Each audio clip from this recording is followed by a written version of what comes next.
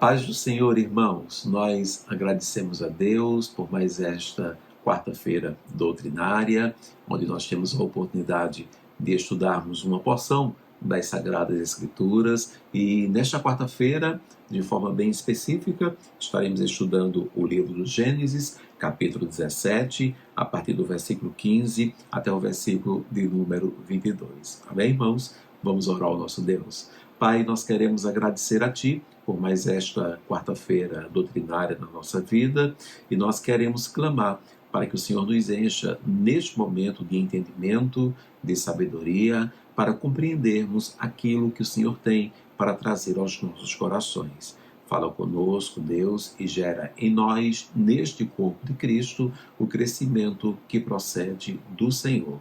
Muito obrigado, então, por mais esta oportunidade e que o Senhor mesmo se aproprie dela para ministrar ao teu povo. No nome de Jesus. Amém e amém.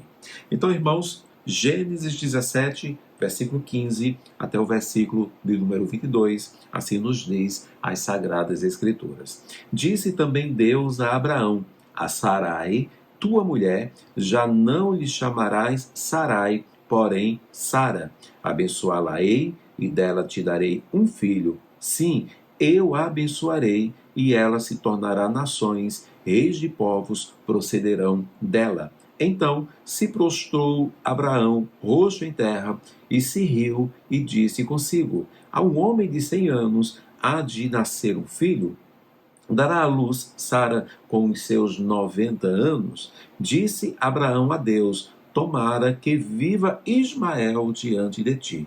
Deus lhe respondeu: de fato, Sara, tua mulher, te dará um filho, e lhe chamarás Isaque. Estabelecerei com ele a minha aliança perpétua para a tua descendência. Quanto a Ismael, eu te ouvi, abençoá-lo-ei, falo-ei fecundo, e o multiplicarei extraordinariamente, gerará 12 príncipes, e dele farei uma grande nação. A minha aliança, porém, estabelecer-la-ei com Isaque, o qual Sara te dará à luz neste mesmo tempo, daqui a 1 ano.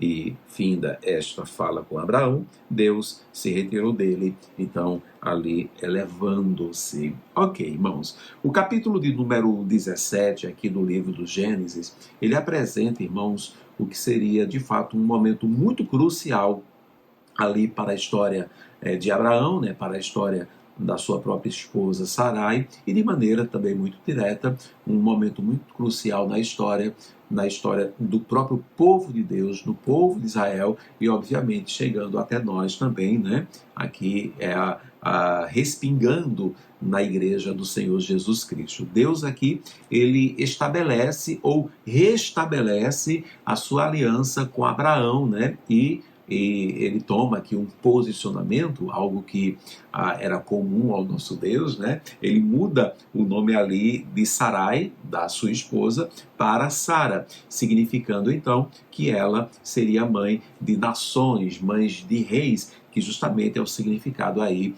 do nome Sara. Até então, irmãos, nós sabemos, Sara, ela era uma mulher estéril, né? Então, é dito aqui em passagens anteriores que ela não tinha condições alguma de dar à luz, tanto que, um pouco mais ali atrás, né, numa referência que o próprio Abraão faz aqui nessa passagem, Abraão, cedido pela própria Sara, ali a sua serva Agar, ele deita-se com esta serva e dará à luz a um menino, né, chamado Ismael, que inclusive aqui ele faz menção dizendo: tomara que viva Ismael diante de ti, como que diz assim, né? Ainda bem que existe um menino, porque de fato não tem como Sarai, né, dar à luz a um menino. Primeiro porque ela é estéril, e naquilo que o próprio Abraão também apresenta aqui, porque ela já era de uma avançada idade, né? Já era aí uma mulher de 90 anos de idade, e o próprio Abraão já um homem de 100 anos. Mas Deus, então, ele reafirma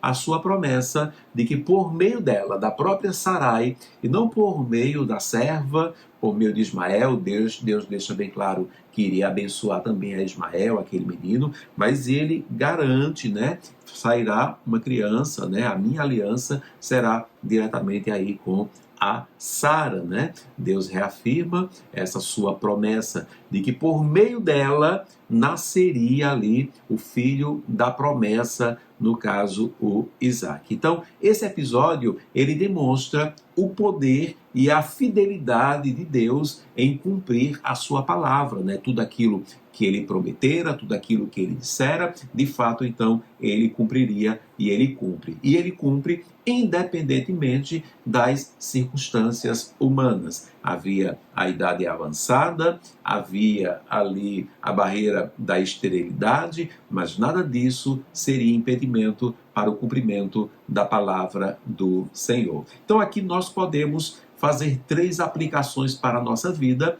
para que haja em nós um crescimento, uma ministração, uma alimentação da palavra de Deus, e eu espero então que essas lições, essas aplicações estejam alcançando o teu coração, o cerne da tua existência. Primeira delas, uma coisa muito óbvia, é que Deus tem planos maiores do que aqueles que nós podemos imaginar.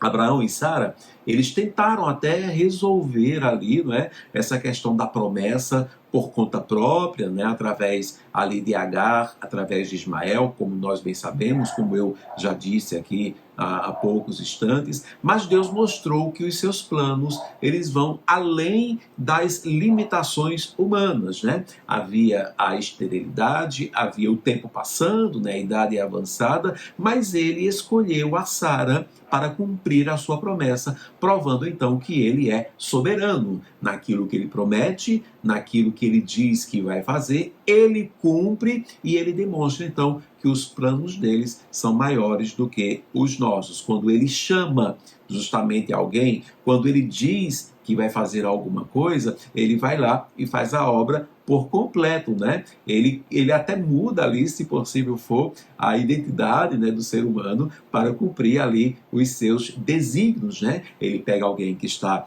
totalmente ali no lamaçal do pecado, ele vem, ele purifica, ele salva, ele converte, ele transforma e ele cumpre então os seus desígnios. A palavra do Senhor diz em Isaías 55:8, porque os meus pensamentos não são os vossos pensamentos, diz o Senhor, e nem os vossos caminhos, os meus caminhos, né? Palavra do nosso Deus, então, para nós. Então, Deus tem planos maiores do que aqueles que nós podemos imaginar. Você pode estar idealizando determinadas coisas para a sua vida, pode ser que não se cumpra como você está esperando, mas certamente será maior, porque Deus, ele tem algo sempre maior para todos nós.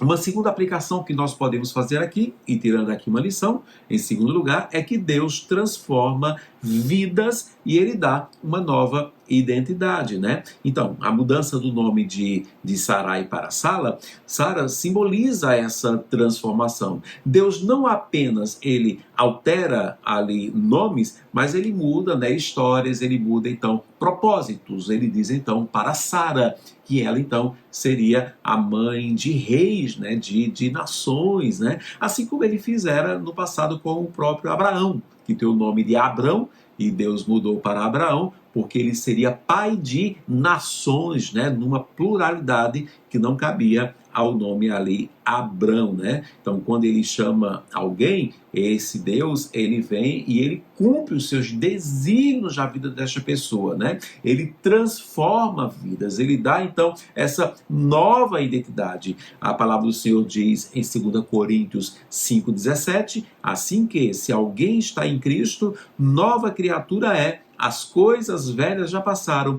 e eis que tudo então se fez novo. Parece-me que ele fez isso numa literalidade, né, na vida tanto do Abrão quanto da Sarai, quando ele então disse-lhes que eles seriam a partir de então Abraão e agora aqui seria então a Sara. Deus transforma vidas, ele dá sim uma nova identidade, ele pode sim transformar todo o nosso momento, toda a nossa situação, ele pode trazer sim um sentido de uma nova identidade para nós. E a terceira e última aplicação, e sendo também a última lição para nós, é que a fé nos leva a ver o impossível se tornar então realidade. Sara, ela riu, né, ali anteriormente, quando ouviu que teria um filho, e aqui a palavra chega a dizer, não é, que o próprio Abraão, né, então se prostrou Abraão o rosto em terra e se riu, no versículo 17. Até ele também, né, riu aí dessa situação. Sara riu, né? Abraão riu, né? Mas Deus provou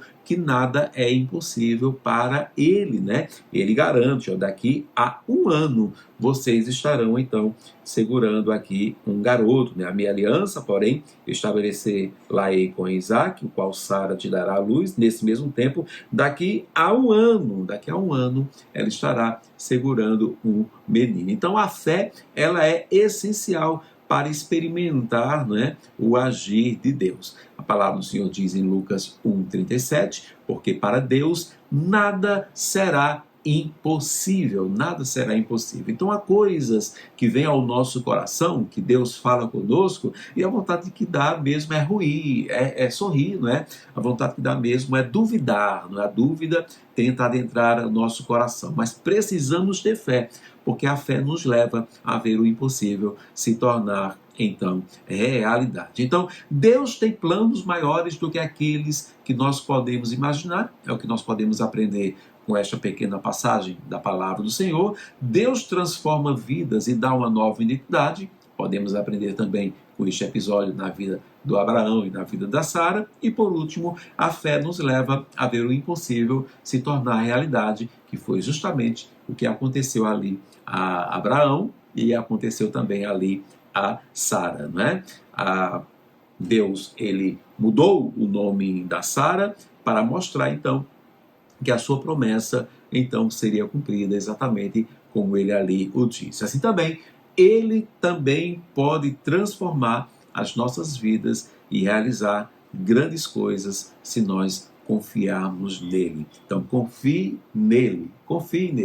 E creio eu que assim que a barriga de Sara, né, começou ali a crescer, imagino eu que ela repassava em sua mente tudo isto que Deus revelara para ela anteriormente, né? Talvez trazendo um pouco de vergonha, no sentido de por que eu duvidei, mas trazendo uma grande alegria em saber que Deus, ele cumpre sim a sua palavra. Creia nisso, irmão.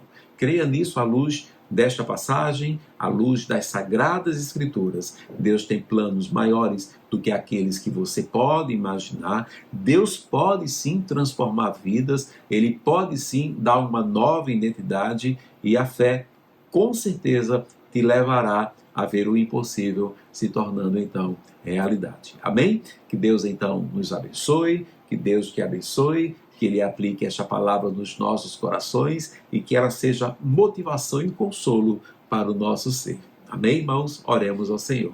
Pai, muito obrigado, Deus, por mais este momento na nossa vida, por esta rica passagem aqui das Sagradas Escrituras e que possamos aprender sim através dessas lições, dessas aplicações e que em Cristo Jesus possamos aguardar em Ti, crendo que o Senhor cumprirá sim toda a sua palavra, Deus. Muito obrigado mais uma vez por esta oportunidade e que a tua graça, a tua paz e o teu amor esteja sobre todo o teu povo. No nome de Jesus. Amém e amém. Amém, irmãos? Que Deus então nos abençoe. Paz.